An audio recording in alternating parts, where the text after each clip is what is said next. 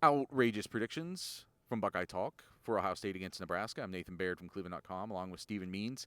Doug Maurice is on assignment on the road this week. My outrageous prediction is he will have Chili's once before the end of this week. I mean, that's too easy. He will have Chili's 4 times before the end of this week. That's my outrageous prediction. Stephen, what is your outrageous prediction for the Buckeyes against the Cornhuskers in Lincoln on Saturday? It's not enough. It's a normal prediction right there. Well, it's Wednesday night. There's only 4 more days left in the week. So I think I don't know, that's pretty solid.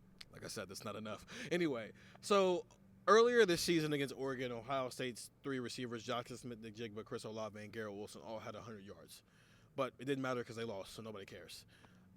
They also haven't had a 100-yard receiver since the Maryland game. Jackson Smith-Njigba had 99 against Indiana, and then he had 97 against Penn State. So technically, yes, they have not had a 100-yard receiver since the Maryland game when Chris Olave had like 120, Jackson had like 104, and Garrett had 84.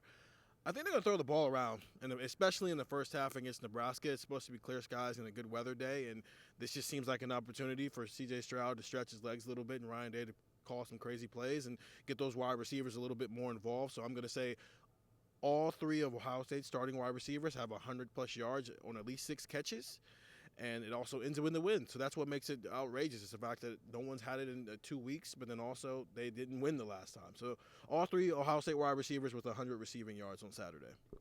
By the Stephen Means standard, that is not that outrageous. Yeah, I think no. you've reined it in a little bit. I'm actually going to take the other side of the offense for Ohio State. Nebraska is giving up, I think it's like 3.79 yards a carry. By Big Ten standards, that's pretty pedestrian. There's nothing special about that. It's the teams like, go look at the standings. Like the Wisconsins, the Ohio States, you're lucky to get more than like 2.5 yards a carry against those teams.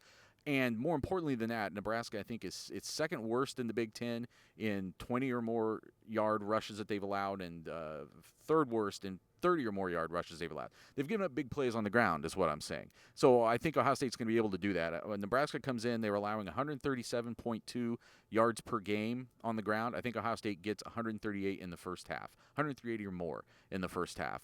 So I don't think it's all going to be Trevan Henderson. I think you're going to see, obviously, Mayan Williams coming in off the bench and getting some of that. I think there could be throw in those jet sweeps that they like to run with your receivers who may or may not be getting 100 yards apiece in this game. I think, though, you're taking runners, or you're taking receivers, I'm taking the running backs or the backfield. But I don't think these are outrageous predictions that cancel each other out. I think both of them could end up being true because I think one of the reasons I'm predicting this is the Ohio State offensive line got smacked in the mouth a little bit this past week. And I think there's going to be some pride that kicks in. I mean, they played well enough to win, obviously, but I think they're going to come out and want to prove themselves a little bit, get back to sort of a dominating style of play. And I think that's going to maybe be most exhibited in them going out and just kind of laying waste to Nebraska a little bit in the ground game and trying to break off some big plays there. Get the text 614-350-3315. News and analysis leading into this game, throughout this game, from Buckeye Talk.